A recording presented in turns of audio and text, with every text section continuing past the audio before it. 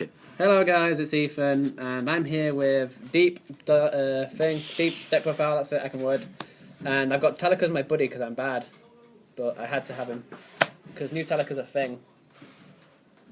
Yeah. Next, size zeros, only 4 gas bod, 2 hollow, but you don't need many size zeros really. Thank you. No. Yeah, 4 size zeros, just gas bod. It's just a free one too. You're most likely going to be clearing your opponent's center with Talika anyway, or any of the size 3, so you don't need it. Next, 1 Daredevil, because I only have 1. It's good, obviously. 1 Gallows, because I really like the art. 2 Boreal. 1, 2, 1 can tie directly, it's free, that's the main thing. Which we're hollow as well. 2 Hell Rapier. 5, 2, 1, useful, obviously.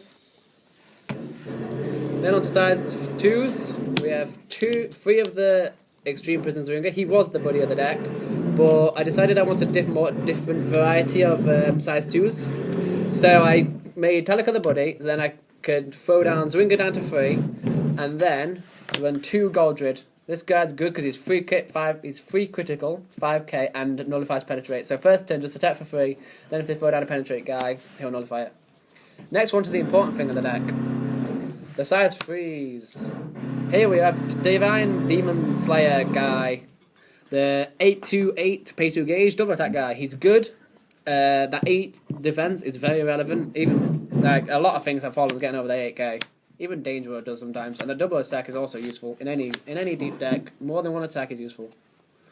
Next we have a card that puts in more work than I thought. 4 Greybard. 7/2/7, call 2, call cost 2 gauge, and it destroys something automatically and then deals damage equal to the size of that monster.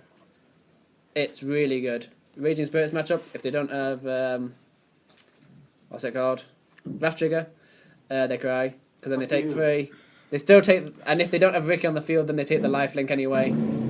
Fuck you. So then that's like a total of 5 in 1 turn, so yeah, that's good. And then you attack, so. Next, obviously, 4 the buddy. Which obviously, Talika, MVP of the deck, unless you mill all of them like I did. The 3k is not that bad, to be fair. People always think it's bad because 3k, but the new one's better, but only worth running it too. Spells, we have 2 Bloody Dance, 1 hollow. It's really good. Even with Talika on field, this is good. He becomes 6k defense, and that's good. People attack him with weak monsters, and you just throw this down, and then it kills it. And then they have to link or throw down something else. Or if they do link because they're scared you've got Midnight Shadow for only like 4 or 5k, you throw this down, kill something. Next we have 2 Guillotine Cutter. Obviously this is for early to late game or just whenever I take damage. I cast it, whenever I take damage, pay a gauge, destroy an item or spell on field. Destroying items and spells is good because spells, especially ones that nullify effects of cards on field and stuff like that, and anything that boosts my opponent's stuff, you want to kill that spell. Next we have 2 Abyss Symphonies.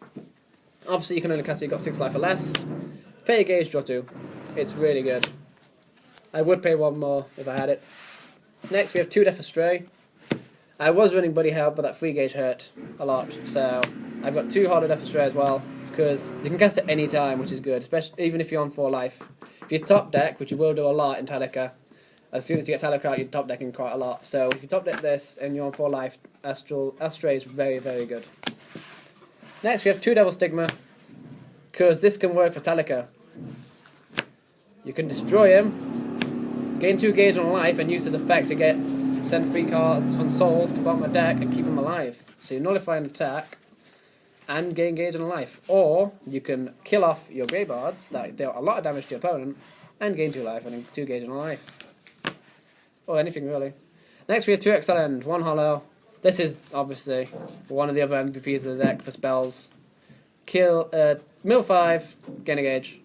Really useful if you draw it and you're on 3 gauge and you've got Talika in hand and your drop zone's pretty decent. You just cast this, 5 drop, 1 gauge.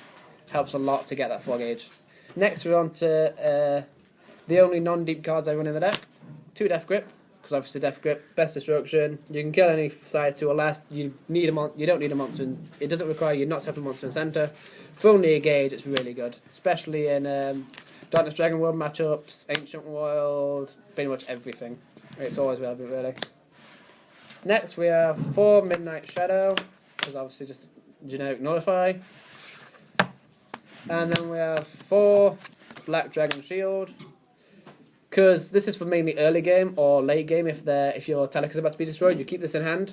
When Talica dies, then you just cast this and gain a life. And then nullify the attack. Next one's the last 2 cards of the deck. These are deep cards. I've just been over the non-deep cards. 2 Dark Intimate over the Grudge. Yeah, you may only cast it if you got size 3 deep on the field. We've got 9. 9, so it's easy enough to get off. You only pay a life and you destroy an item in your opponent's field, and this card either goes to your gauge or your soul of a monster in field. So you can make any card any size 3 have a soul. You can make Talica, whose soul is like, 14 probably sometimes, and then you can have it 15, so your opponent has to kill it 1 more time. Or if you need the extra gauge for next turn, you can cast, if you've got a different size 3 out, if you need the gauge next turn for Talica, put it into gauge, so you can charge and draw and it'll do all that stuff. So yeah, you just destroy an item opponent's field. It's really useful. You attack twice with Talica on opponent's monsters to clear that field. In the final phase, you cast this, destroy the item, and then the whole field's been wiped. Fuck you. But yeah, that's essentially been it. Talica's still good. Do not underestimate that 10k power. He'll be even better when the new stuff comes out, but I'll do a deck profile then. So make sure you like, favourite, and subscribe, and well.